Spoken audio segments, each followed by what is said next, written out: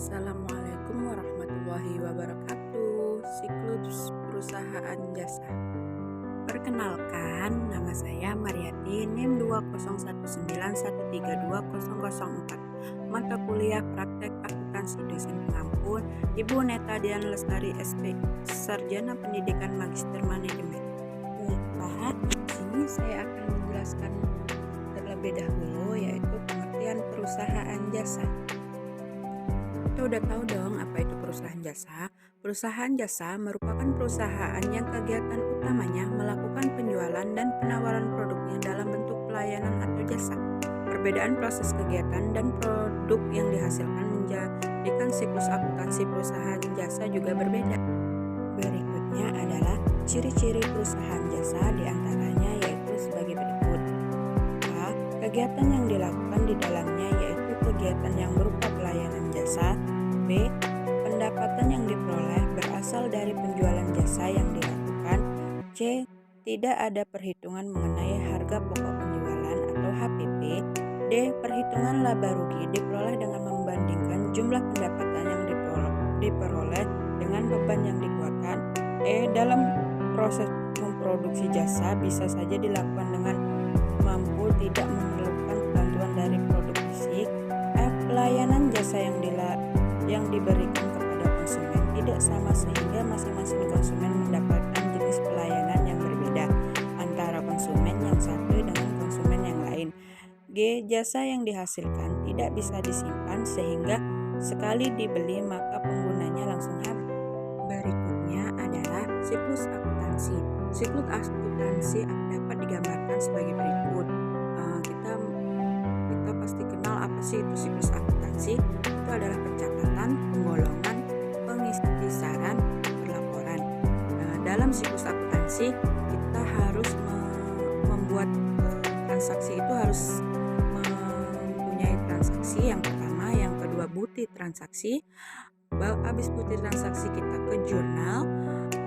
Habis jurnal kita posting ke buku besar. Kemudian kita neraca percobaan. Selanjutnya kita membuat laporan keuangan. Dan dalam laporan keuangan itu kita kenal dibagi menjadi 3, yaitu 1 laporan laba rugi, 2 laporan perubahan modal, 3 neraca. Berikutnya adalah contoh siklus akuntansi. Di sini saya mengambil sebuah perusahaan jasa Salon Yati yang melakukan transaksi pada bulan Desember 2020. Pada tanggal 2 Desember, Nona Yati menyetorkan modal dalam bentuk uang tunai sebesar 40 juta. Dan yang kedua, tanggal 7 Desember membayar sewa ruangan untuk bulan Desember 2020 sebesar 1.600.000. Selanjutnya yaitu tanggal 16 Desember diterima pendapatan atas pangkas rambut dan tata make up sebesar 16 juta. Kemudian tanggal 20 Desember membeli blushing cream, hair dryer, lotion dan perlengkapan salon lainnya dengan kredit secara seharga 100.000. Kemudian tanggal 25 Desember dibayar biaya pemasangan krim di harian sebesar 600.000. Kemudian yang terakhir tanggal 31 Desember dibayar gaji sebesar 10 juta secara tunai. Ini adalah jurnal umum dari Salon Yati per 31 Desember 2020. Nah, pada tanggal 2 Desember tadi Salon Yati menerima kas yaitu 40 juta dan modal awalnya 40 juta. Nah, berarti di tanggal 12 Desember kas di debit 40 juta dan modal di kredit 40 juta. Dan tanggal 7 Desember yaitu transaksinya beban sewa di debit 1.600.000 dan kas kredit 1.600.000. Kemudian tanggal 16 Desember kas 16 juta di debit, pendapatan salon di kredit 16 juta. Tanggal 20 Desember Salon Yati kan membeli perlengkapan, jadi secara kredit, jadi perlengkapan bertambah di debit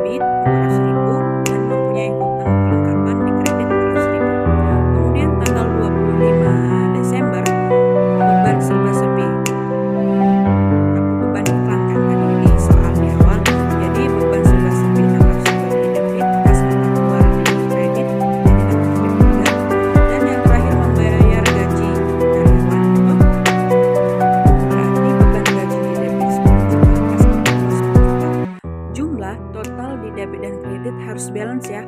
Kalau tidak balance berarti ada transaksi yang salah. Jumlahnya yaitu 68.600.000 di debit dan kredit 68.600.000 itu didapat dari hasil penjumlahan debit dan kredit semuanya harus sama balance kan.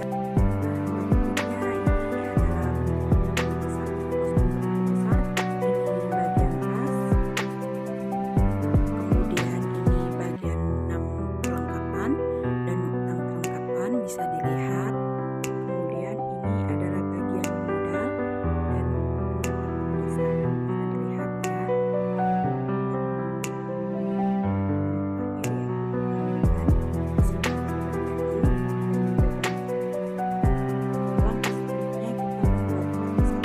Neraca saldo ini dapat dari jumlah akhir dari posting yang cukup besar. Yang pertama kita kas jumlah akhirnya adalah 43.800.000. Yang kedua perlengkapan 400.000 di debit, utang perlengkapan di kredit 400.000, modal di kredit 40 juta, pendapatan jasa 16 juta di kredit, beban gaji di debit 10 juta, beban perlengkapan 1.600.000, beban serba-serbi 600.000. Nah, jumlahnya itu harus balance neraca saldo yaitu 56.400.000 di debit, di kreditnya juga 56.400.000. Setelah kita membuat neraca saldo, kemudian kita membuat ayat jurnal penyusutan atau yang sering disebut AJP. Dalam Salon Yati ini pada tanggal 31 Desember 2020, Dana Yati meneliti akun-akun yang terdapat dalam neraca saldo dan memutuskan sebagai berikut. 1. Peralatan salon akan dapat dipakai selama 5 tahun. Penyusutan peralatan salon untuk bulan Desember 2020 dihitung sebesar 280.000. Yang kedua, dari perlengkapan yang telah dibeli sebesar 400.000, jumlah yang masih tersisa pada tanggal 31 Desember 2020 adalah 100.000. Jadi, jurnalnya adalah tanggal 31 Desember. Yang pertama yaitu beban penyusutan pada akumulasi penyusutan. Berarti beban penyusutan di debit 280.000 dan akumulasi penyusutan peralatan di kredit 280.000. Keterangannya yaitu penyusutan bulan Desember 2020. Dan yang kedua, yang terakhir, tanggal 31 Desember yaitu beban perlengkapan pada perlengkapan. Nah, berarti beban perlengkapan di debit 300.000 dan perlengkapan di kredit 300.000. Dan penjelasannya itu pemakaian perlengkapan Desember 2022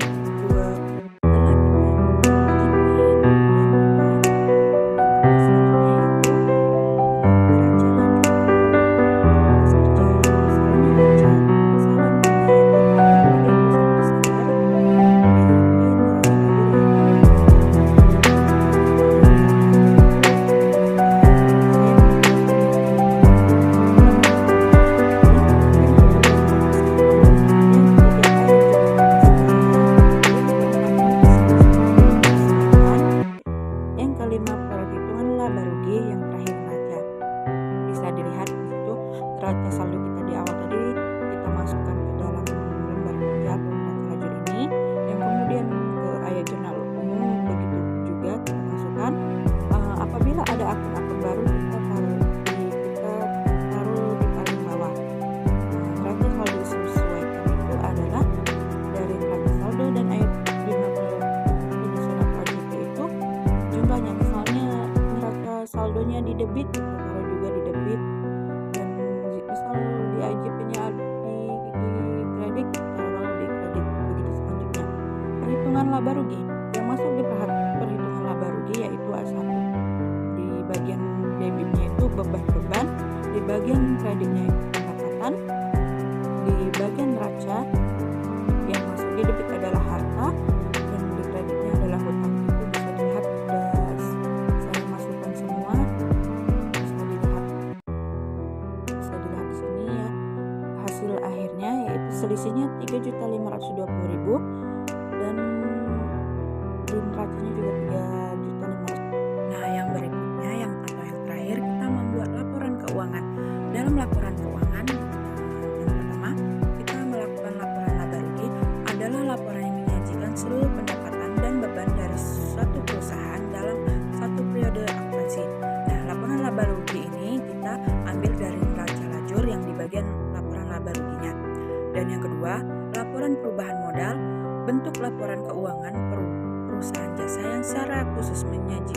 informasi tentang segala perubahan yang terjadi pada modal atau ekuitas suatu perusahaan pada suatu periode akuntansi.